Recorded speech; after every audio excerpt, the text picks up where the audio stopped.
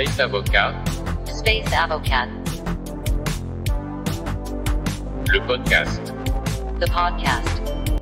Bonjour à tous et bienvenue à ce nouvel épisode du podcast de Space Avocat. Je m'appelle Numa Isnar et je suis fondateur de Space Avocat, le premier cabinet dédié aux activités spatiales. Je suis ravi aujourd'hui de recevoir non pas une, mais 4 personnes pour la première fois sur ce podcast et ce programme. On a eu la semaine dernière l'IAC, qui est quand même la grande messe du spatial pour sa 73e édition. Il y avait à peu près 7000 personnes et j'ai pu rencontrer notamment des chercheurs. Et je pensais que c'était intéressant pour cet épisode, qui est un peu un débriefing de cet événement majeur, d'avoir des personnes qui ont un peu une certaine hauteur de vue académique sur le secteur et qui pourront peut-être nous enseigner de ce qu'ils ont vu, de ce qu'ils ont perçu, à la fois sur le temps immédiat de l'événement et puis sur un temps un peu plus long, un petit peu plus stratégique. Alors, sans plus attendre, j'ai le plaisir de recevoir, et je vais un peu les citer dans l'ordre. Alors tout d'abord, Chloé. Bonjour Chloé. Alors Chloé, donc tu es chercheuse. Est-ce que tu peux juste nous donner un peu ton parcours rapidement, mais surtout ton sujet de thèse, ton sujet de recherche? Oui, bien sûr, je fais un doctorat en droit international public sur les opérations spatiales et l'idée c'est de trouver le cadre juridique à appliquer aux opérations spatiales qui se situent a priori sous le seuil de l'hostilité, des hostilités. D'accord, donc une thèse assez stratégique, à la fois entre le civil et le militaire. Brian, est-ce que tu m'entends? Bonjour Brian. Alors du coup, toi, ton sujet de recherche est orienté vers quel domaine? Alors, donc je suis chercheur à l'IUSD, l'Institut d'études de stratégie et de défense, et j'ai la chance de faire un doctorat en études stratégiques, en sciences politiques. Je me pose une question assez simple, pourquoi il n'y a jamais eu de conflit direct dans l'espace? Et pour cela, je mets en avant plusieurs facteurs, notamment la culture, la diplomatie, l'économie. Voilà, je mets en avant ce genre de choses pour montrer qu'il y a des missions scientifiques qui servent à faire de la coopération, mais aussi de la compétition dans l'espace. Très bien, vaste programme. Amaury, c'est à toi. Bonjour à tous. Alors moi, mes sujets de recherche portent essentiellement sur tout ce qui est dynamique du New Space, notamment les dynamiques techniques. Donc, je surveille les dynamiques technologiques et je me spécialise de plus en plus dans les enjeux stratégiques des systèmes de propulsion avancée, notamment les systèmes de propulsion nucléaire, puisque peut-être qu'on aura l'occasion d'en parler. C'était notamment un des points que je retiendrai de l'IAC. D'accord. Et puis enfin, Valentin, qui est un peu un habitué de notre podcast, puisqu'il avait déjà fait un épisode il y a quelques mois. Valentin, bienvenue à nouveau. Bonjour, merci, je suis ravi d'être là à nouveau. Donc pour me représenter à nouveau, moi je suis spécialisé en droit international public, comme Chloé, et je m'intéresse surtout à tout ce qui est l'effet de l'arrivée des nouveaux entrants dans l'industrie spatiale. Donc je parle principalement des acteurs privés, mais aussi de tous les acteurs publics de type régionaux comme les nouvelles agences spatiales, etc. Et la manière dont tous ces nouveaux entrants modifient la coopération internationale et la manière dont on adopte des règles pour réglementer les activités spatiales. Très bien. Donc, ce qui est intéressant, c'est que vous avez tous un sujet de recherche bien délimité, qui donne un peu une grande diversité à ce panel. Je vous remercie encore d'avoir accepté de venir à cet épisode un peu particulier, un petit peu de débriefing consacré à l'IAC. Alors, on va rentrer directement dans le fil du sujet. Qu'est-ce que vous en avez pensé de cette grande messe? Il y avait à peu près 7000 personnes. On a vu des stands, alors parfois modestes, parfois immenses. On a vu diverses agences, des agences très connues, des agences un peu moins connues. Les pays, on a vu, il y a eu un grand effort national pour avoir une présence forte sur ce salon. Il y a également eu l'apparition, parce que les années précédentes, c'était pas forcément le cas de manière en tout cas aussi importante. Il y a eu l'apparition notamment du New Space qui était arrivé en force, et puis des Legacy qui étaient là également présents. Alors, j'ai envie de commencer peut-être par Chloé. Voilà. Quel a été un peu ton retour sur ce salon? Qu'en as-tu pensé? Et puis après, je vous propose des autres d'intervenir comme vous le souhaitez. Moi, je suis allée dans ce salon grâce à mon travail et donc j'avais quand même une vision de juriste quand je suis rentrée dans ce salon et de chercheur et j'ai été surprise par le fait qu'il y ait une séparation physique entre le monde de la recherche et les conférences, puis le monde de l'industrie et des agences spatiales. Ça m'a étonné un petit peu au début, d'autant que des agences spatiales ont quand même fait des petites conférences au milieu du salon, et j'ai pas eu l'impression que tous les participants de ce salon étaient bien au courant du fait qu'à l'étage, il y avait d'autres conférences un peu plus scientifiques, techniques, et ça m'a un petit peu surprise. Sinon, ensuite, j'ai été assez impressionnée par le nombre de participants au niveau des industriels. Ça prouve vraiment que les questions spatiales aujourd'hui, c'est vraiment un enjeu important pour un grand nombre de pays qui veulent entrer dans la course de l'accès à l'espace de manière vraiment prononcée désormais. Et donc c'était une expérience très intéressante pour une jeune chercheure comme moi. Oui, en effet, ce que tu dis est tout à fait juste, parce que le motto, entre guillemets, du salon, c'était Space for All. Et on a vraiment senti cette envie de pays que l'on ne voit pas forcément sur ce genre de secteur, de se montrer en tout cas, et de montrer ce qu'ils peuvent faire. Brian, quelle a été ta vision des choses pour ta part? Personnellement, j'ai remarqué deux choses assez intéressantes, c'est-à-dire que déjà maintenant tout le monde fait du spatial, des États auxquels on n'aurait pas pensé de prime abord ont une agence spatiale, sont présents et ont des choses à proposer, des entreprises qui créent de nouvelles technologies, des idées pour le spatial. C'est déjà un point qui est assez important et qui est révélateur d'une dynamique, on va dire, qui va dans le sens d'une massification des opérations spatiales. Et la deuxième chose, c'est que le tourisme n'est pas vraiment à la mode en fait. Il y a une volonté de légitimer les opérations spatiales et on l'a bien vu justement avec l'Agence spatiale européenne dont le directeur général était principalement là aussi pour avoir un rôle politique, c'est-à-dire pour faire voter les prochaines ministérielles. Donc il y a une volonté de mettre en avant un space for all, c'est-à-dire un espace qui sert à tout le monde. Donc pour la gestion des crises, pour les télécommunications, pour la compréhension du monde, voilà, pour ce genre de choses. Donc c'est quelque chose qui m'a vraiment intéressé dans ce salon. Oui, une grosse présence de politique. C'est vrai que d'ailleurs que la cérémonie d'ouverture le dimanche d'ailleurs avait été très suivie, notamment par les politiques, à la fois français mais européens et mondiaux. Il y a eu beaucoup de dirigeants d'agences qui étaient naturellement présents en personne, et il y a eu d'ailleurs des annonces assez ambitieuses, notamment au niveau tricolore. On aura certainement l'occasion d'en reparler ici. Amaury. Oui, tout à fait. Et puis en même temps, pour rebondir sur ce que tu disais, Numa, et ce que tu disais, Chloé, moi j'ai été frappé très brièvement par 3 points. Je dirais la première chose, c'est déjà la place qui a été prise par l'Europe. On sentait qu'il y avait une volonté de montrer que l'Europe tient sa place, et en même temps, on sentait bien aussi un petit peu qu'on est en quelque sorte à une sorte de point de bascule un petit peu stratégique, mais peut-être qu'on aura l'occasion d'en rediscuter par la suite. J'ai été marqué aussi, le deuxième point, par tout simplement le fait que la Lune est vraiment dans tous les esprits. On parlait tout à l'heure là du nombre d'acteurs. C'est vrai qu'il y a énormément d'industriels et ou même tout simplement de petites entreprises. Et je crois qu'il quasiment à tous les stands, il y avait une petite entreprise qui avait une proposition pour un système lunaire. On sent que Artemis et ses accords sont vraiment partout. Et ensuite, on parlait un petit peu de cet aspect là avec Chloé de la topographie du salon. Moi, j'ai été aussi marqué par les absents du salon. Il y avait la Russie notamment qui était absente. Alors pour des raisons assez évidentes dues au contexte international. Enfin bon, on aurait peut-être aimé en savoir plus peut-être sur les projets russes. Il y avait la Chine aussi qui était absente.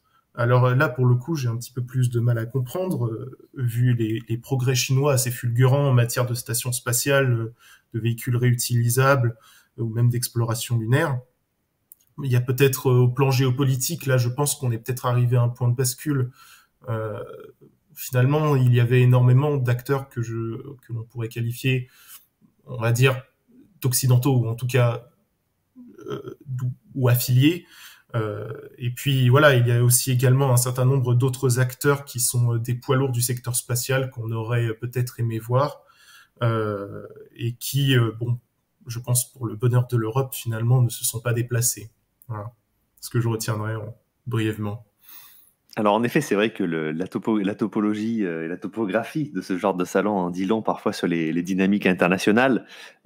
Valentin, pour ta part, tu vois ça comment ? Alors pour rebondir sur ce que disait Amaury, effectivement, on retient les quelques absents, en tout cas des représentants de nations spatiales, la Russie, la Chine, bien sûr. On retient aussi les stands très présents de certains États. On a notamment pu voir une grosse représentation des pays du Moyen-Orient, donc avec naturellement l'Arabie Saoudite qui faisait partie des plus gros contributeurs du salon, mais aussi les Émirats Arabes Unis, l'Azerbaïdjan bien sûr qui va être hôte de la prochaine édition de l'IAC. L'Inde également faisait partie des plus gros contributeurs avec un très gros stand et beaucoup de choses à montrer au reste du monde. Donc voilà, ça c'est pour la présentation un petit peu des acteurs institutionnels. Et pour rebondir sur ce que disait Brian tout à l'heure, effectivement, il y avait énormément d'entreprises privées de tous les pays. Tout le monde avait quelque chose à présenter. Et ce qui est intéressant, c'est que, enfin, ce que j'ai trouvé intéressant, c'est que au-delà de technologies spatiales à proprement parler, avec des systèmes comme, par exemple, des petits essaims de nano-rovers lunaires qui travaillent en groupe de manière synchronisée, ou un grand nombre d'habitats pour la Lune, ou de rovers, ou de choses comme ça. Il y avait aussi des technologies beaucoup plus pragmatiques pour le secteur privé, pour tout ce qui est commercialisation des activités spatiales, puisque il y avait certaines entreprises qui, sans proposer directement des technologies spatiales, proposaient au contraire des systèmes permettant de rassembler les données de différentes entreprises pour faciliter leur travail, des systèmes qui permettaient en fait de proposer à des clients un package en fait de prestations en allant chercher différentes entreprises qui proposaient par exemple du lancement, des services plutôt sur le segment sol, plutôt sur le segment spatial, etc. Donc il y a une véritable démocratisation de tout ce qui est le spatial, à tel point qu'aujourd'hui les entreprises du spatial, ce sont plus seulement celles qui fabriquent des fusées ou des capsules ou des rovers ou des satellites, c'est aussi les entreprises qui font qui réalisent des services de B2B qui permettent de rassembler un petit peu tous ces services, de proposer ces packs de services à des entreprises, à des clients, etc. Donc voilà, ça fait partie des choses, il me semble, qui étaient intéressantes de constater dans cette IAC. Ouais, c'est tout à fait juste ce que tu dis par rapport à l'espèce de volonté de faire un pont entre justement ce secteur spatial pur et puis la société civile, entre guillemets, et puis les autres industries. On l'a vu d'ailleurs par déjà le nombre de personnes qui a visité ce salon, la diversité aussi des acteurs, et puis ne serait-ce que le New Space, qui était, moi je le trouve, extrêmement présent. Alors, pour continuer un peu sur ce retour sur le salon, quel a été votre stand favori, ou celui qui vous a le plus intéressé, et où le thème de conférence, parce que comme l'a dit tout à l'heure Chloé, il y avait à la fois l'espace, entre guillemets, foire internationale, où vous aviez tous les exposants, et puis vous aviez à l'étage supérieur tout un cycle de conférences. Alors un cycle de conférences qui était d'ailleurs assez foisonnant, puisque vous aviez des conférences plénières, et puis après des conférences plus techniques. On a eu même des conférences juridiques. Si par exemple je demande à Brian, quel a été soit ton stand favori ou ta conférence qui t'a vraiment qui a retenu toute ton attention? C'est une très bonne question. C'est vrai qu'il y avait une très grosse proposition au niveau des stands et des conférences. Je remarquerai une chose, j'ai eu la chance de pouvoir vivre la conférence de presse des astronautes de l'ESA depuis l'intérieur, puisque j'étais accrédité en tant que journaliste. Euh, c'était une ambiance, et puis il y avait le fameux macaron Artemis sur le polo des astronautes, donc de Thomas Pesquet, de Maurer, de Parmitano et de Gerst. Donc il y a une volonté de démontrer quand même que l'Union européenne se met pleinement dans le programme Artemis, puisque le logo de l'ESA, enfin, pardon, pas de l'Union européenne, de l'ESA, on y reviendra après, que l'ESA se met pleinement dans le programme Artemis, puisque les deux logos étaient à côté. Et puis il y avait une volonté aussi de mettre en avant un certain agenda, on va dire, pour l'accès à l'espace pour les femmes, par exemple, pour les personnes handicapées, et une certaine volonté d'aller de l'avant, d'aller plus rapidement sur certains projets, notamment poser le pied sur la Lune, qui est, comme l'a dit Amaury, dans toutes les pensées actuellement. Donc c'est vraiment un temps fort pour moi de ce congrès, plus certaines choses aussi, pour le vol habité par exemple, dont mes collègues parleront sans doute. Amaury, du coup, qu'est-ce que tu en penses? Quel est ton stand ou ton sujet de conférence favori? Je crois que les stands sur lesquels j'ai passé le plus de temps, c'était surtout les stands américains, qui sont en pointe, notamment dans les domaines de la propulsion nucléaire. Et voilà, je crois que c'est vraiment les stands où j'ai passé le plus de temps. On voit que là aussi, c'est intéressant de voir en quelque sorte la résurrection finalement de certains concepts qui sont dans les cartons, qui ont été développés dans les années 60, qui ont été abandonnés on va dire, par manquement du contexte politique, hein. Et là, on constate, là aussi, c'est peut-être un facteur, là on voit aussi la résurgence des facteurs politiques et des facteurs géopolitiques, c'est que maintenant, ces projets retrouvent la faveur des décideurs, retrouvent la faveur aussi parfois de l'opinion publique, et voilà, on voit renaître des projets de propulsion nucléaire pour la Lune. Ça, c'était, là aussi, c'est toujours dans tous les esprits et surtout côté américain, mais aussi pour Mars, donc ça voit aussi un petit peu plus loin. Et niveau conférence, moi, celle que je retiendrai, je crois, c'est la conférence qui a présenté Suzy, puisque c'était, pour moi, c'est vraiment, je pense que Valentin était avec moi, je pense qu'il pourra confirmer après moi. Je crois que c'était vraiment la grosse annonce de cet IAC et qui montre que, y compris du côté européen, face à un contexte géopolitique changeant, il y a une volonté, en tout cas des réflexions en cours parmi les industriels pour pouvoir donner de nouvelles capacités à l'Europe, notamment de capacités de vol habité. C'était d'ailleurs assez surprenant parce que à la base, la conférence sur Suzy nous teasait en quelque sorte une conférence sur un véhicule dont le but était de faire du fret à destination de l'orbite. Donc on était plutôt sur quelque chose d'automatique, plutôt sur quelque chose de type cargo. Et finalement, c'était voilà, cela peut effectivement être un cargo réutilisable, mais cela peut être aussi du vol habité. Voilà, je dirais que ça, les stands américains avec les systèmes de propulsion avancés et cette conférence qui a un petit peu ravivé la flamme du vol habité européen, je crois que ce sont les deux choses, les deux temps forts de cet IAC, en tout cas pour moi. Alors Valentin, grosse pression, est-ce que tu confirmes cette impression-là? Quel est ton ressenti? Oui, alors évidemment, Suzy, ça semble être la grosse annonce de cet IAC, tout simplement parce que ça fait presque 30 ans qu'on n'a pas parlé sérieusement de vol habité en Europe. Et là, pour une fois, on a une annonce qui apparemment était en développement depuis 3 ans, donc quelque chose qui a l'air d'être assez sérieux. C'est évidemment réjouissant d'avoir une annonce de vol habité européen, d'autant que c'est dans un contexte, comme le disait Amaury, un contexte international qui le demande finalement, puisque sans le Soyouz russe, l'Europe est dépendante des États-Unis pour envoyer des astronautes dans l'espace. Or, les États-Unis eux-mêmes, en attendant que le SLS fasse ses preuves, sont dépendants de SpaceX. Donc, ou en tout cas des entreprises privées. Donc, il y a un vrai besoin pour l'Europe, effectivement, de prouver une indépendance et puis surtout d'obtenir une indépendance en termes de volabilité. Donc ça, c'est très intéressant.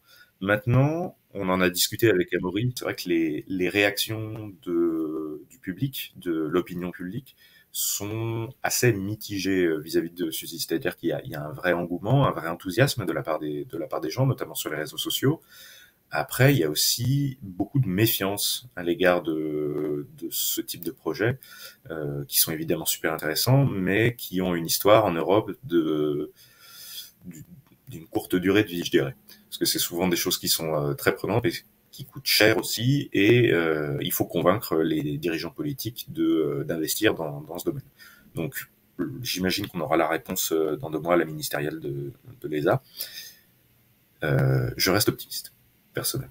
Donc ça, effectivement, enfin évidemment, Suzy, c'était la grosse annonce au niveau des conférences de cette IAC. Après, en ce qui concerne les stands, je dois avouer que le stand du CNES sans forcément être mon préféré, m'a plu dans la mesure où c'est un stand qui faisait un petit peu tout à la fois. C'est-à-dire que c'était à la fois une présentation de l'Agence spatiale française. Il y avait attaché au stand du CNES le Connect by CNES, qui donc est plutôt orienté entreprise. Il y avait des présentations de différentes entreprises, parfois celles auxquelles on ne s'attend pas, comme par exemple les fabricants de champagne qui venaient présenter leurs produits et des choses conçues pour aller dans l'espace. Donc c'était dans l'ensemble un stand qui mélangeait un petit peu tout à la fois et qui était, je trouve, assez représentatif de cette édition de l'IAC.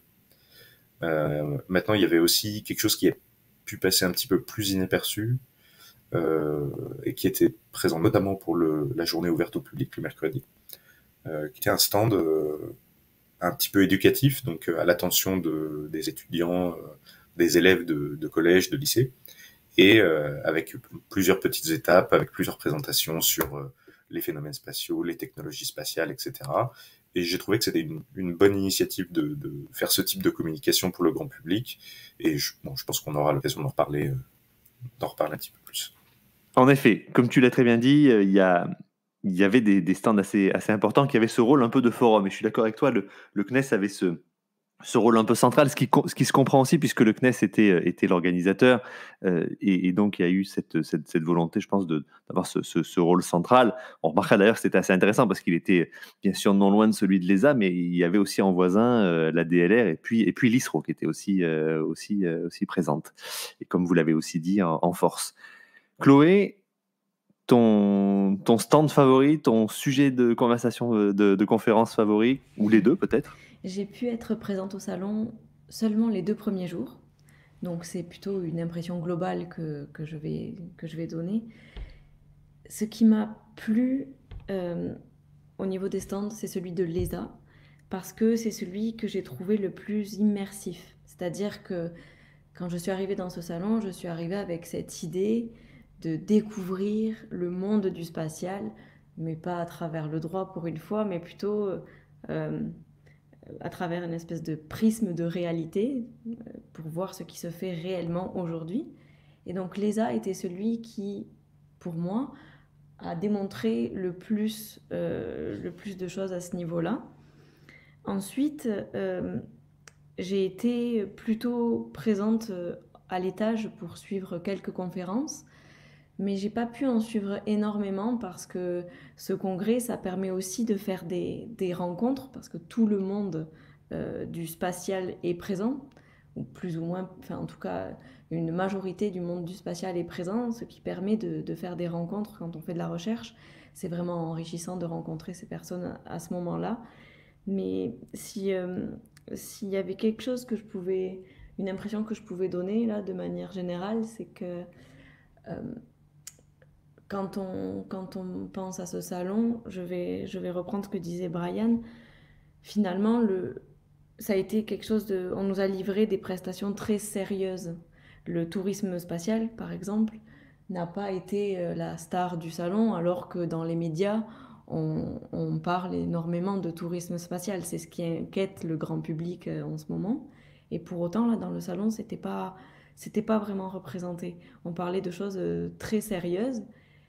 Et pourtant, j'ai quand même, euh, j'ai quand même ressenti cette espèce de petit, comment dire, une espèce d'impression de rêve du spatial au niveau du stand de l'ESA. C'est pour ça que je retiens celui-là comme étant mon favori, si je peux dire, pour ces 2 premiers jours. Parce que c'est quand même aussi ça, le spatial, hein. C'est très sérieux, évidemment, mais à la base, si on travaille dans ce domaine-là, c'est parce que ça nous a fait rêver à un moment donné. Donc je trouvais ça important de retrouver cette impression au niveau du salon. Bah, écoute, ce qui est très intéressant, c'est que je vois que vous avez été à la fois sensible au corpus de conférences et aussi au stand, ce qui est quand même une réussite parce que malheureusement, parfois dans certains salons, le côté conférence peut passer un peu à la trappe. Et là, je te rejoins, c'est qu'il y a eu un vrai traitement très sérieux de tous les sujets, malgré l'abondance de l'offre de conférences. On a eu des conférences notamment sur les ressources spatiales. Même moi, vous savez, c'est un sujet qui m'intéresse particulièrement et c'est vrai que j'ai pu voir des sessions notamment techniques là-dessus. Moi, une chose qui m'a particulièrement marqué parce que c'est aussi important. On est dans un espace de professionnels, vous êtes des chercheurs, vous avez des industriels, vous avez des sociétés, notamment dans le New Space, qui font de la data, qui font de la propulsion, qui essayent de trouver vraiment des clients B2B. Mais il ne faut pas oublier qu'il y a aussi un lien avec le grand public. Et là où je trouve que l'IASA a été aussi un succès, c'est son jour public, son jour ouvert, où il y a eu de la présence de familles, on a eu la présence de personnes qui n'étaient pas forcément du secteur, mais qui venaient voir un peu ce qui se passait au niveau spatial. Et je pense que c'est particulièrement intéressant, notamment dans notre époque qui est parfois un petit peu morose. Moi, ce qui m'a particulièrement impressionné, parce que il n'était pas en mission, en tout cas récemment, mais la conférence de Thomas Pesquet, qui était d'ailleurs de mémoire lors du jour ouvert, a été, ce qui m'a particulièrement surpris, c'est la ferveur qu'il y avait dans une salle où vous aviez quand même pourtant la moitié de professionnels purs et durs, dont même des professionnels qui étaient là depuis de nombreuses années. Et il y avait quand même ce côté un peu rockstar qui était extrêmement intéressant de voir que le spatial, ça fait rêver bien sûr ceux qui sont dans le secteur, mais ça fait aussi rêver le grand public et c'est extrêmement intéressant. Et l'autre, et le pendant, entre guillemets, de la présence notamment de Thomas Pesquet, c'est naturellement le vol spatial habité et ce vol spatial habité européen qui est un immense sujet. Et lui en est un promoteur acharné. Donc ça, c'est quand même quelque chose de très intéressant à voir. Justement, avant de parler de l'Europe, je voudrais également parler d'un sujet qui a été très présent dans cette IAC et qui est un peu que l'on retrouve dans tous les secteurs finalement industriels. C'est la notion de sustainability. On en a entendu parler partout. Alors, je voulais avoir un peu votre retour d'expérience là-dessus. Comment est-ce que vous avez vu ce sujet-là? Comment vous l'avez perçu? Et est-ce que pour vous, c'est une donnée qui est urgente dans le secteur du spatial? Est-ce que pour vous, le secteur du spatial est déjà vertueux là-dessus? Alors, je voulais avoir un peu votre impression sur ce sujet-là, parce qu'on en a beaucoup entendu parler, et il était finalement un peu présent dans chacune des conférences. Alors, il y a l'angle environnemental pur, dans le sens les produits chimiques utilisés, la propulsion, etc. Mais il y a aussi, il ne faut pas oublier, la notion de space debris qui était aussi très présente. Et on a vu d'ailleurs sur le stand nombre de startups, notamment du New Space, qui essayent d'apporter des solutions relativement justement à la sustainability des actions spatiales. Amaury, si tu as une opinion là-dessus. Tout à fait. C'était aussi pour rebondir sur ce que tu disais sur la ferveur effectivement du public et puis après sur sur en quelque sorte la durabilité du secteur spatial. C'est vrai que on a clairement constaté. Moi, je me souviens du jour d'ouverture au public où c'était, comme tu dis, il y avait des familles, il y avait les enfants venaient déguisés en astronautes. On sentait qu'il y avait une véritable ferveur. On sent que le spatial inspire et le spatial européen aussi. La ferveur autour de Thomas Pesquet montre qu'il y a une envie, je pense aussi, de vol habité. Même si moi, là où peut-être je serais un peu plus en quelque sorte tempéré, c'est que on est quand même dans ce moment dans une période assez difficile. Traditionnellement, le spatial a plutôt l'image d'un secteur qui a tendance à faire des dépenses extensives qui peuvent être réinvesties dans des secteurs qui sont estimés plus prioritaires. Donc, je me demande en fait dans quelle mesure la population qui était présente au jour d'ouverture de l'IAC était une population en quelque sorte qui est déjà acquise aux efforts spatiaux. Et en fait, je suis pas certain que l'IAC, par exemple, ait réussi à toucher ou faire vibrer au-delà du cercle, en quelque sorte, j'allais dire des passionnés ou en tout cas des gens avertis. Je l'ai constaté par exemple lors de l'annonce, par exemple lors des propositions pour du vol habité européen. J'ai été très frappé sur les réseaux sociaux, par exemple, de constater que j'avais énormément de réactions qui étaient du type finalement, bon, ça fait rêver, mais en réalité, on sait en quelque sorte les doutes que ça aille plus loin que la simple présentation étaient extrêmement forts. Maintenant, ce qui a été peut-être l'une des forces de l'IAC, comme tu dis, c'est surtout cet aspect environnemental et durabilité. Il est clair que il y a énormément d'entreprises spatiales qui mettaient en avant ces entreprises spatiales, mais d'ailleurs en réalité n'importe quelle structure, hein, également les agences. Je pense notamment au cas de l'agence brésilienne, où en fait la technologie spatiale, les efforts spatiaux sont mis au service des enjeux environnementaux. Je pense aussi que ça répond en quelque sorte à une préoccupation croissante de la population et que là il y a en quelque sorte il y a un axe d'effort qui est très important, qui a bien été saisi, qui va dans le bon sens. Donc je pense que de ce point de vue-là, voilà, l'IAC, je pense qu'il a réussi à montrer effectivement cet aspect durabilité environnementale. Maintenant, est-ce qu'il a réussi à réellement inspirer au-delà de son public cible, c'est-à-dire essentiellement les industriels, mais également les passionnés? Je dois avouer que je manque un petit peu d'éléments pour pouvoir l'affirmer avec certitude. On reconnaît la prudence scientifique du chercheur, c'est parfait. Chloé, de ton côté, qu'est-ce que tu penses de cette notion de sustainability qui était très présente dans ce salon? Je trouve que c'est bien de parler d'un espace durable et de constater que des entreprises travaillent déjà sur des moyens techniques pour apporter des solutions, en fait.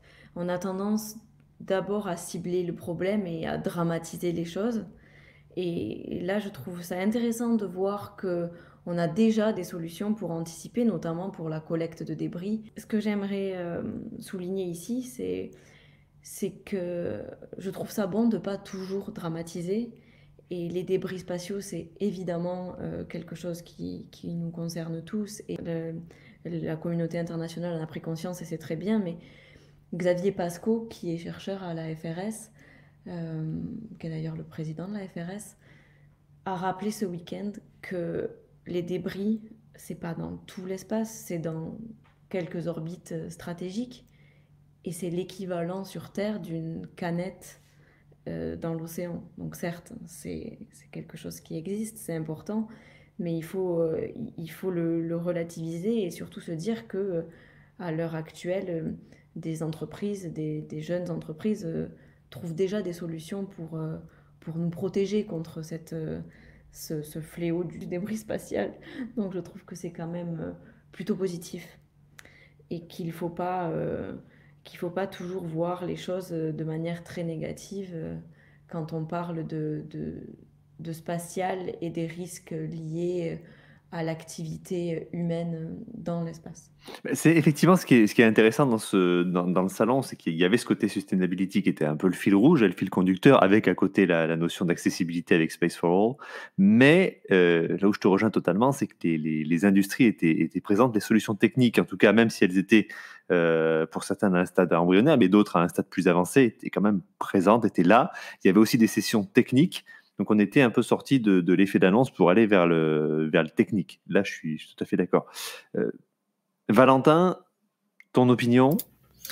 Oui, effectivement, la notion de sustainability, de développement durable était tout à fait présente. Et ce qui est intéressant, c'est que elle était présente à 3 niveaux. C'est-à-dire qu'elle était présente sur Terre, dans la mesure où un certain nombre d'entreprises développaient, par exemple, des carburants qui étaient meilleurs pour l'environnement. Elle était présente dans l'espace, puisque on a parlé évidemment des débris orbitaux, de la manière d'en diminuer la production et voire même de les désorbiter.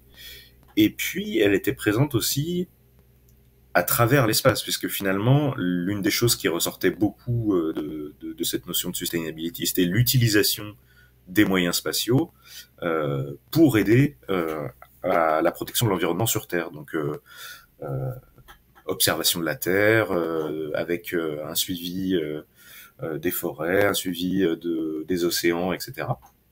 Donc, il y avait vraiment, effectivement, une présence dans les discours de cette notion. Après, si je peux me permettre d'être un peu moins optimiste, il y avait aussi un petit peu, alors je sais pas si on peut parler d'hypocrisie, mais en tout cas un aveuglement de la part des organisateurs et des participants, dans la mesure où on parlait beaucoup de sustainability, on demandait même d'ailleurs aux invités de surveiller leur bilan carbone pour les déplacements, etc. Et à côté de ça, l'événement en lui-même était, je pense, très énergivore entre les écrans allumés 24 heures sur 24, la climatisation, le chauffage, etc. Bon, je pense que cette notion de sustainability, elle est saisie par le domaine du spatial, mais pas entièrement assimilée, à mon humble avis. Très bien. Et Brian, je te laisse conclure sur ce sujet. Merci beaucoup. Juste pour nos auditeurs, il faut rappeler que la durabilité, dans le sens du moins qui a été donné par les Nations Unies, ce n'est pas l'écologie. C'est-à-dire que la durabilité, la sustainability, ça se base sur 3 piliers, donc l'économie, l'environnement et le social. Et c'est justement on va dire l'aplanissement de ces 3 piliers qui permet d'avoir un environnement, comme le définit la commission Brundtland en tout cas, un environnement qui se développe sans compromettre la possibilité des prochaines générations à se développer également et à répondre à leurs besoins. Dans ce sens, je dirais que le milieu spatial est le milieu de l'économie par essence, c'est-à-dire que chaque gramme que l'on envoie dans l'espace doit être mûrement réfléchi. Voilà, donc c'est difficile de faire des coupes sur certains sujets, c'est-à-dire qu'au niveau du carburant, de la charge utile, on ne peut pas forcément, avec les avancées technologiques que nous avons actuellement, réduire l'empreinte que nous avons sur l'environnement, par exemple. Mais c'est vrai qu'il y a une certaine appréhension du sujet par le spatial. Comme l'a dit Valentin, le spatial sert aussi à regarder la planète, à regarder là où nous habitons. C'est la chose que voient les astronautes en permanence devant leur hublot. Donc c'est important d'avoir cette volonté d'utiliser le spatial pour l'environnement, pour sauvegarder l'environnement, et en même temps d'avoir une empreinte sur ce que nous faisons, sur notre environnement qui est un peu amoindri. Après, forcément, c'est vrai qu'envoyer des roquettes, enfin des lanceurs dans l'espace, c'est quelque chose qui est très impressionnant. On s'imagine tout le carburant qui est consommé à ce moment-là. Dans les faits déjà, le carburant n'est pas aussi énergivore qu'on pourrait le penser. On n'est pas sur les mêmes degrés qu'un avion par exemple, ou ce genre de choses. Donc il faut sortir de l'effet d'annonce, il faut sortir comment dire, de cette image que nous avons, et essayer d'aller un peu plus dans le niveau micro, et voir ce qui se fait réellement sur le terrain. Et c'est vrai que pour le coup, c'est quelque chose qui a été vraiment mis en avant au cours de ce congrès. On nous a demandé, comme l'a dit Valentin également, de calculer notre empreinte carbone. On nous a demandé de faire des coupes sur certains sujets. Mais voilà, ça va dans le bon sens. Reste à voir si ça a un effet d'annonce pour l'entrepreneuriat et pour se placer dans des domaines de niche, ou si c'est vraiment une volonté de faire avancer les choses. Ce que j'espère. Donc on a parlé de ces grands sujets, et là j'ai deux grandes notions à aborder avant de conclure notre entretien, puisqu'on est tous des juristes plus ou moins. En tout cas, je sais qu'il y a quelques intrus, mais bon, ils sont bien évidemment acceptés avec grande amitié. On parle aussi de cet encadrement juridique. Alors il y a eu des sessions purement juridiques qui ont été organisées dans le cadre de l'IAC. Pour ma part, j'ai pu notamment assister à celles relatives notamment à la résolution des différends, au règlement des différends dans le secteur, alors ce qui est quand même pour le coup assez putatif encore à l'heure actuelle, parce que les rares cas que l'on a sont quand même soit des cas anciens, soit souvent couverts par le secret et qui ne vont jamais plus loin que l'arbitration. On n'a vraiment pas de grands sujets de tribunal, si je puis dire. Et c'est vrai que, notamment en Europe, on a tendance à avoir parfois cette propension peut-être à être un petit peu plus dans la surrégulation. Et il y a forcément un équilibre à trouver. Et j'aimerais vous entendre, peut-être en quelques minutes, hein, mais vraiment sur cet aspect purement réglementation. C'était notamment une suggestion qui nous a été demandée par Chloé. Et je crois que Chloé a raison, parce que on ne peut pas faire d'activité spatiale avancée. Bien évidemment, il faut la technologie, il faut les fonds, ça c'est impératif, mais il faut aussi un cadre juridique. On a parlé de la sustainability des space débris, on a parlé d'innovation, on a besoin aussi d'avoir un cadre juridique pour cela. Et j'aimerais vous entendre, avoir votre opinion là-dessus, notamment à la suite de l'IAC. On peut peut-être commencer par Chloé, puisque c'est toi qui as suggéré que l'on en parle, donc je t'en prie. J'ai eu l'impression, en me baladant dans le salon et en allant voir des petits stands de jeunes entreprises, qu'elles manquaient d'accompagnement sur ces questions juridiques. C'est-à-dire c'est souvent des ingénieurs qui créent une nouvelle technologie, quelque chose de très poussé, puis ensuite vient le moment de l'exploitation de cette nouvelle technologie, et là ils se demandent comment faire, en fait, dans le sens de dans quel cadre juridique est-ce qu'on s'inscrit, est-ce qu'on peut faire ça, est-ce qu'on peut pas faire ça. Donc souvent on voit que les États ont des lois spatiales nationales, mais moi j'aimerais plutôt parler du cadre juridique international, parce que c'est quand même de ça dont il est question ici. C'est une sorte pour la durabilité de l'espace et plutôt des activités spatiales, en fait, il faut qu'il y ait un consensus international. Et donc j'ai trouvé que l'ONU était assez peu mise en avant dans ce salon, ce que j'ai trouvé un petit peu regrettable, mais ça ne veut pas dire que ce ne sera pas le cas pour les prochaines fois. En tout cas, au niveau du cadre juridique international, ce que je connais le mieux, moi, c'est plutôt au niveau du désarmement. Et en ce moment même, à l'ONU, à Genève, il y a pas mal de travaux qui sont faits en ce sens pour déterminer quels sont des comportements dits irresponsables dans l'espace et les empêcher. Par exemple, récemment, les États-Unis ont officiellement prohibé le tir de missiles antisatellites, et ça a été suivi par plusieurs autres États, dont la France, la Nouvelle-Zélande, le Japon, si je me souviens bien, et le Canada. Ça va quand même dans le bon sens, même si on n'est pas dupe, hein, et on sait que les États qui vont dans ce sens-là, c'est des États qui possèdent déjà la capacité de frappe. Donc l'intérêt, c'est aussi de ralentir une espèce de course vers le développement de ces technologies qui pourraient être néfastes pour la durabilité des activités spatiales.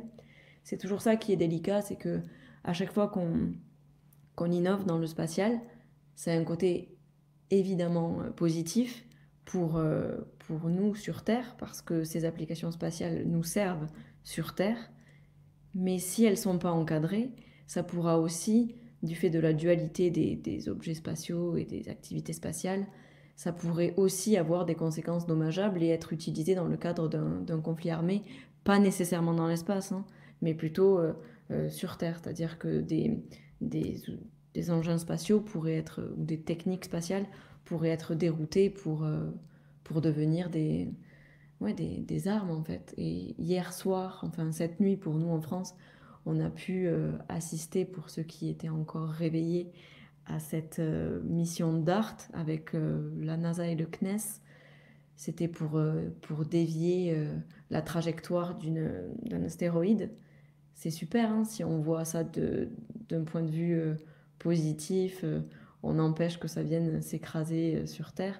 Mais évidemment, encore une fois, si c'est mal contrôlé ou si c'est pas encadré juridiquement, on peut imaginer que cette technique, elle pourrait être utilisée à de mauvais escients. C'est pour ça que je trouverais ça judicieux de faire intervenir les chercheurs, les juristes, enfin, les gens qui avaient à l'étage, finalement, de les faire intervenir sur le même plan que les industriels en bas, pour qu'il y ait des conférences plus immersives, un peu hybrides, en fait.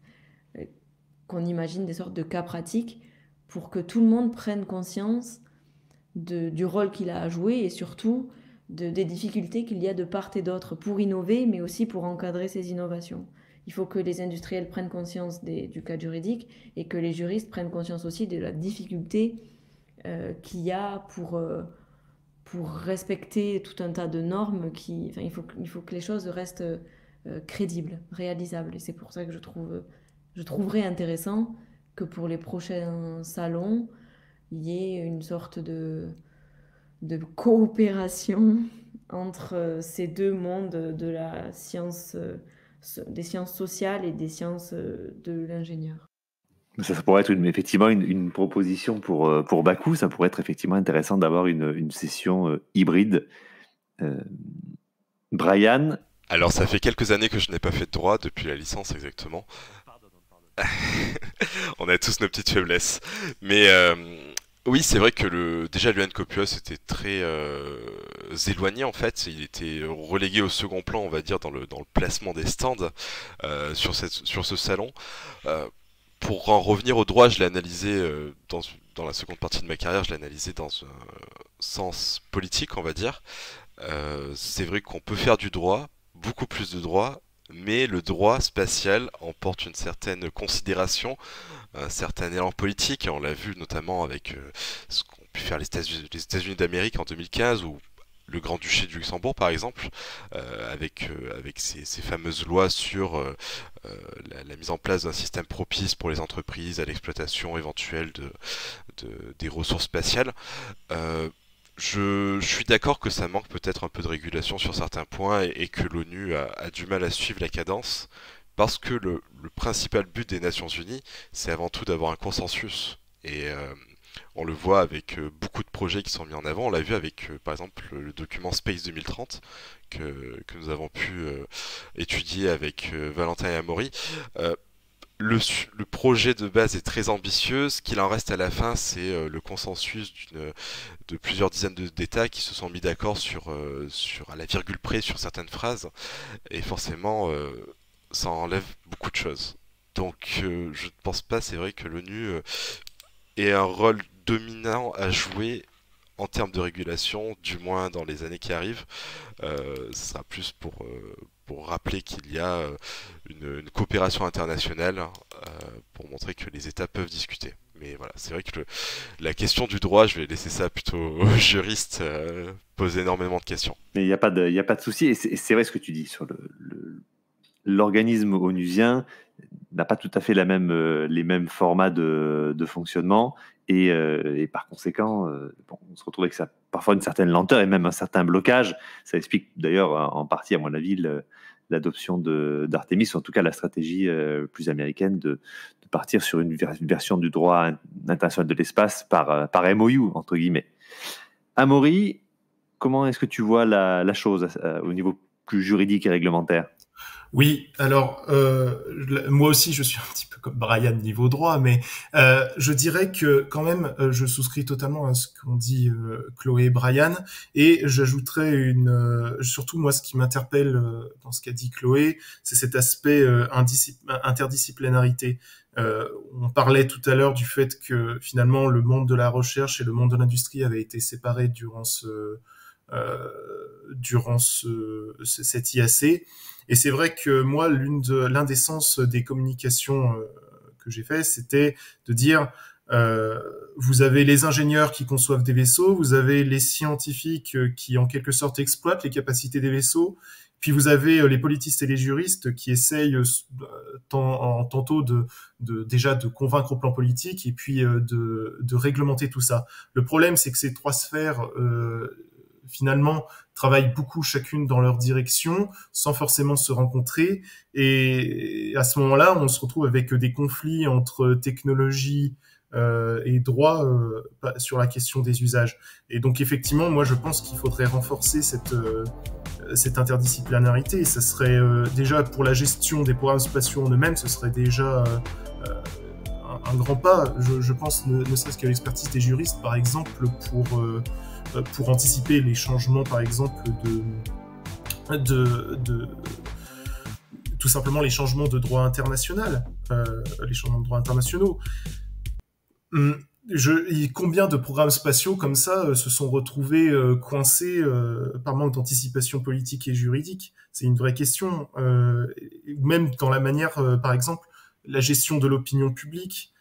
Et je pense que tout ça, cette interdisciplinarité, en fait, finalement, c'est la durabilité des programmes spatiaux qui est en jeu. Donc, je pense que les enjeux juridiques, il est grand temps qu'en quelque sorte on s'en saisisse, mais qu'on s'en saisisse y compris, je dirais même finalement presque dès la conception de certains systèmes en fait. Moi, je travaille beaucoup sur les systèmes de propulsion nucléaire. La question, par exemple, de la non-prolifération est une véritable préoccupation et c'est quelque chose qu'il faut voir dès la conception. Donc, qu'est-ce qu'on utilise comme combustible, ce genre de choses. Voilà, je dirais que c'est ce que m'inspirent les propos de Chloé et Brian. Et alors, Valentin, tu vas conclure ce petit tour de table plutôt juridique. Oui, alors il y a déjà beaucoup de choses qui ont été dites par Chloé, Brian et Amaury, mais pour résumer, effectivement, l'un des constats qu'on fait en faisant le tour des stands à l'ISC, c'est que lorsqu'on se présente comme juriste, souvent la réaction c'est « Ah oui, c'est bien ça, on a besoin de gens comme ça, il y a beaucoup de choses sur lesquelles on se pose des questions, etc. » Donc, tant mieux pour les juristes. Hein. L'ennui, c'est que effectivement, on constate qu'il y a un retard du droit sur l'évolution des activités spatiales, qui est pas forcément étonnant dans la mesure où les technologies évoluent très vite et le droit est notoirement plus lent à se développer. L'ennui, c'est que, comme le disait Amaury, parfois on manque un petit peu de visibilité et ça risque de porter préjudice à certains projets spatiaux. Alors, l'ONU tente de faire son travail et d'être le forum de discussion qu'elle doit être, parce que bon, pour ceux qui nous écoutent, hein, il faut rappeler que l'ONU c'est pas un gouvernement mondial, c'est un forum de discussion, et donc qu'elle ne peut rien imposer aux États, elle peut seulement faire consensus, comme le disait Brian. L'ennui, c'est que les capacités spatiales sont des capacités stratégiques, et donc que le consensus est difficile à trouver. Et d'ailleurs, ça se voyait, hein, les centres de copiose de l'UNOSA étaient assez éloignés. Et on peut regretter effectivement que l'IAC, et je dis l'IAC, mais c'est en réalité beaucoup d'événements sur le spatial, ne prennent pas la peine d'hybrider un petit peu les points de vue entre les ingénieurs, entre les chercheurs, les professionnels, entre les sciences dures et les sciences sociales. Je pense que on pourrait y gagner beaucoup à essayer d'hybrider un petit peu ces points de vue et de voir les choses avec une démarche un peu plus holistique. Et d'ailleurs, ça fait un peu partie des motivations qui nous ont poussé, Amaury, Brian et moi, à écrire l'article qui a mené une présentation pendant une des sessions techniques. C'est de présenter d'autres points de vue que des points de vue purement d'ingénieurs, purement de commercialisation, d'industrialisation. Maintenant, est-ce qu'il est possible de réglementer les activités spatiales au niveau international ? Ce qu'on constate, c'est que c'est de plus en plus difficile, mais pas que dans le domaine spatial. C'est-à-dire que le multilatéralisme, de manière générale, depuis une vingtaine d'années, est en recul, et l'espace étant concernant des capacités stratégiques, il n'est pas épargné par ce recul du multilatéralisme. L'une des options qui nous a semblé à Brian, Amaury et moi les plus réalistes, c'était pour certains acteurs forts de réglementer eux-mêmes leurs activités et de tenter ensuite d'influencer les réglementations internationales. Les États-Unis font ça depuis très longtemps. L'Europe étant l'un des plus gros marchés au monde, de manière générale, le plus gros marché au monde, et l'un des plus gros marchés au monde en matière spatiale, a, je pense, tout à fait le potentiel pour instaurer des réglementations sur les activités spatiales qui pourront ensuite, par capillarité, se répandre à d'autres régions du monde. Alors, dernier sujet, parce qu'effectivement, le temps passe vite et il faut conclure cet épisode, mais on ne peut pas le conclure sans parler de l'Europe, parce qu'on était à Paris, plein cœur de l'Europe, et il y a eu certaines annonces qui ont été faites, des annonces qui ont été faites au niveau français, vous avez parlé de Suzy. Pour conclure, un dernier mot, quel a été votre ressenti dans le cadre de ce contexte d'IAC, quant à l'Europe spatiale ? Alors, on a parlé des volabilités, mais de manière plus générale, si vous devez conclure en un mot et sur le côté européen, voilà, quelle serait un peu votre vision des choses quant à l'Europe spatiale au travers de cette IAC ? Je vais commencer par Brian. Merci beaucoup. C'est vrai qu'il y a eu du chemin qui a été fait depuis 1965, l'envoi du premier satellite européen et français pour le coup, avec Diamant. L'Europe, comme l'a dit Amaury au tout début de la conversation que nous avons eue, a été prédominante, on va dire, dans les programmes internationaux. On pense à la Supercam et SEIS de Persévérance, la mise en place du programme ERA qui va suivre l'impact de DART qui a eu lieu hier, enfin ce matin plutôt. Par exemple, on a vu la poussière d'astéroïdes d'Hayabusa 2. Hayabusa 2 a été rendu possible grâce à l'astérisseur Mascot, donc qui a été développé par le CNES et le DLR, si je ne m'abuse. Voilà, donc plein de projets comme ça qui foisonnent, il y a tout un écosystème qui se crée. Une chose qui est pour moi très intéressante, c'est de montrer le rôle de médiateur qu'a l'Europe entre les États-Unis et la Chine. On le sait depuis l'amendement Wolf, il y a une coupure qui est assez nette au niveau de la coopération entre ces deux États.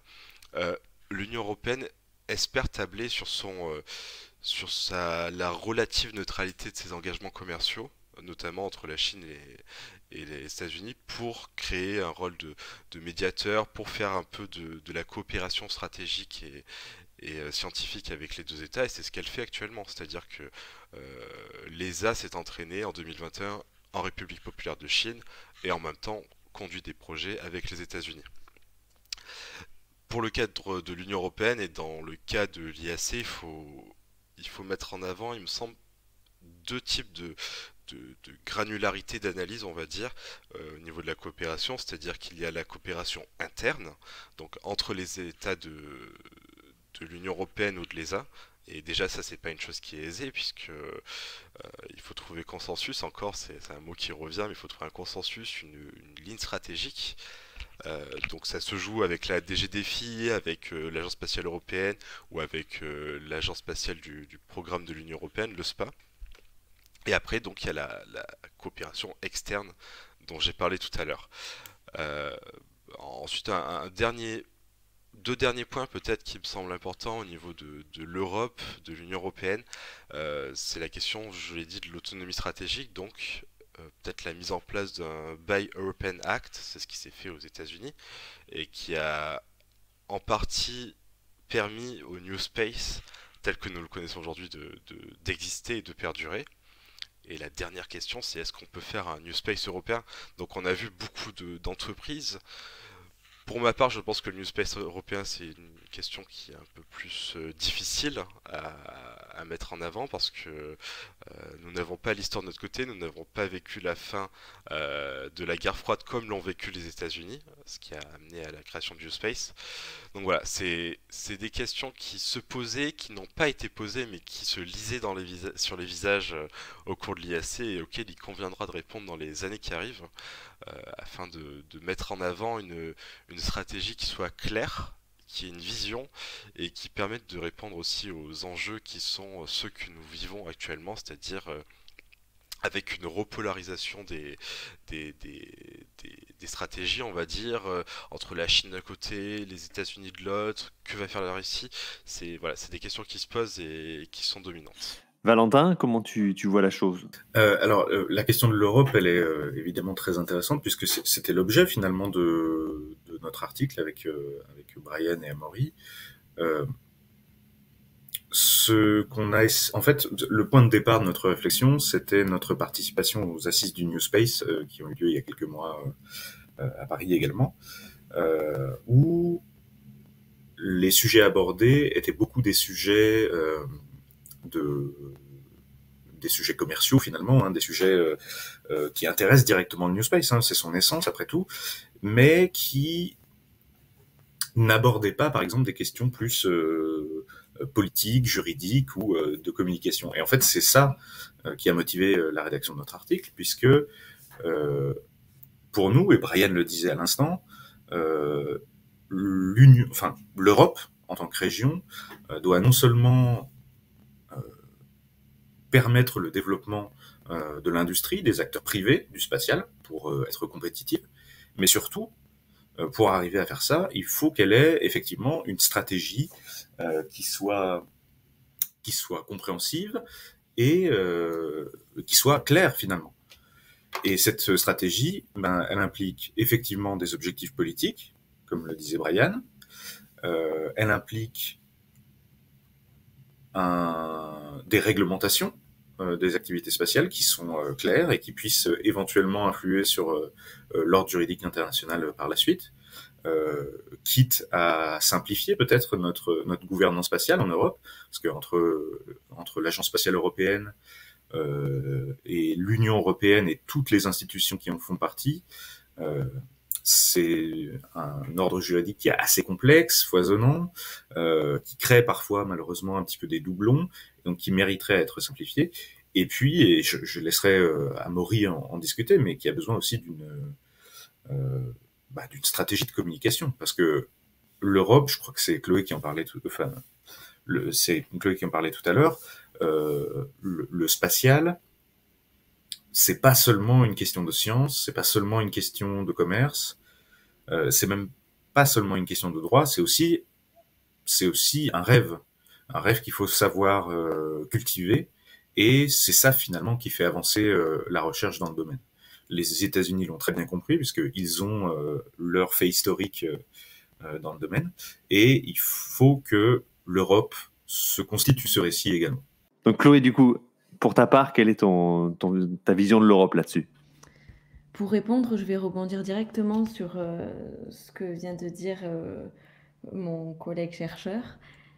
Il parlait de rêve et du fait que ce soit le moteur pour une ambition spatiale, et il parlait notamment des États-Unis. Moi, je pense que le rêve, ça fait beaucoup de choses, mais il y a aussi le financement. Et avant même de parler d'une stratégie de communication, je pense que la clé, c'est le financement de ces ambitions spatiales. Et si je me trompe pas, ce sont les États qui contribuent au financement des projets européens. Le problème, c'est que il faut pas oublier que les capacités spatiales des États, elles sont quand même très liées à leur capacité de frappe stratégique. Donc on peut émettre des doutes quant à la volonté de coopérer à 100% et de transférer des technologies de cet ordre-là, parce que les États ont besoin de protéger leurs intérêts vitaux. Et donc, je suis quand même assez... je mets en doute quand même le fait que ça puisse se faire très facilement, et je mets en doute aussi le fait qu'on puisse le faire en allant aussi vite que les États-Unis, qui eux bénéficient de fonds publics aussi, mais aussi de fonds privés. C'est peut-être pour ça qu'ils peuvent rêver plus vite et plus loin, tandis qu'en Europe, on doit s'astreindre à une réglementation particulière. Je pense que pour pouvoir être autonome et indépendante, l'Europe doit trouver son équilibre avec les réglementations auxquelles elle doit s'astreindre et les ambitions spatiales qu'elle entend défendre. Effectivement, comme tu le dis très bien, c'est toujours une notion d'équilibre parce que il faut sortir du travers que l'on peut parfois avoir en Europe, qui est cette surréglementation, cette réglementation à titre prospectif qui peut avoir tendance à arrêter en tout cas ou à freiner le développement de start-up et d'initiatives, à la différence de ce que l'on peut voir aux États-Unis. Et tu mentionnais de manière très juste aussi la disponibilité du capital, qui est quand même extrêmement importante outre-Atlantique et qui, à ce niveau-là, peut faire concurrence à l'Europe. Alors, Amaury, tu as la chance, je ne vais pas dire l'honneur, mais tu as la chance de conclure. Alors, je t'en prie, vas-y. Oui, moi, ce que je vais dire rejoint un petit peu ce qu'ont dit mes collègues. Je dirais qu'effectivement, Brian a raison, il y a une sorte, sur la position notamment médiatrice de l'Europe, il y a une sorte de messianisme politique qui sera une sorte de messianisme de coopération et de pacifisme. Maintenant, moi, je pense que l'Europe, cette fois-ci, est un petit peu arrivée à un point où il faut prendre une décision, c'est-à-dire que il y a une position qui est pacifique, coopérative et aussi un petit peu juridique. Maintenant, il faut transformer il faut transformer ça en véritable récit, j'allais dire presque véritable récit de puissance. Or là, je pense que voilà, je pense que l'Europe est arrivée au moment de la décision. Il va falloir qu'elle arrive à convaincre peut-être, convaincre. Il faut que l'Europe spatiale arrive à convaincre au-delà du cercle de son opinion acquise. Parce que j'ai constaté que, y compris du côté des space enthousiastes, il y a une certaine fatigue. Je dirais qu'il y a un besoin géopolitique. Par exemple, l'autonomie stratégique était le maître mot de l'IAC pour cette Europe. Je pense que cela peut toucher certaines capacités, notamment la capacité de vol habité. Je pense que l'environnement géopolitique s'y prête. On parlait de la dépendance aux États-Unis. Je voyais les propos de Thierry Breton qui disait que toutes les coopérations avec la Russie étaient définitivement enterrées. Ça veut dire si on ne choisit pas, par exemple, de faire de vol habité, cela veut dire qu'on va devoir se reposer uniquement sur les Américains. Est-ce que eux n'en profiteront pas, par exemple, pour augmenter les prix? Voilà, je pense qu'il y a une vraie question, cette fois-ci stratégique, qu'il faut se poser, avec un vrai choix à faire au plan de l'Europe, avec bien sûr l'incertitude, et bien, comme tu disais Chloé, l'incertitude due au financement, et l'incertitude due à une opinion publique qui, même si elle aurait bien besoin de rêver un peu dans ces temps difficiles, a également, en quelque sorte, pour l'instant, d'autres priorités. Voilà, ce serait mon mot de la fin. Eh bien, écoute, je te remercie beaucoup. Il me reste de toute façon à tous vous remercier pour la participation à cet épisode un peu particulier, un petit peu plus long aussi, mais je pense que c'était intéressant de prendre un petit peu de hauteur et de prendre un petit peu de temps pour avoir cette vision un peu périphérique sur cet événement majeur quand même. On le rappelle, plus de 7000 personnes, c'est quand même pas rien, notamment pour un secteur qui est quand même petit à l'échelle mondiale, qui est le spatial. Donc c'était un plaisir d'échanger avec vous, d'avoir un peu vos points de vue d'experts et de chercheurs sur ce secteur que l'on aime tant. Merci à vous et à très bientôt. Si vous souhaitez obtenir de plus amples informations sur ce programme ou si vous avez besoin de services juridiques, vous pouvez contacter le Dr Numa Isnar par courriel à l'adresse contact@numaisnar.com. If you want more information about this program or need legal services, you can contact Dr. Numa Isnard via email at contact@numaisnard.com.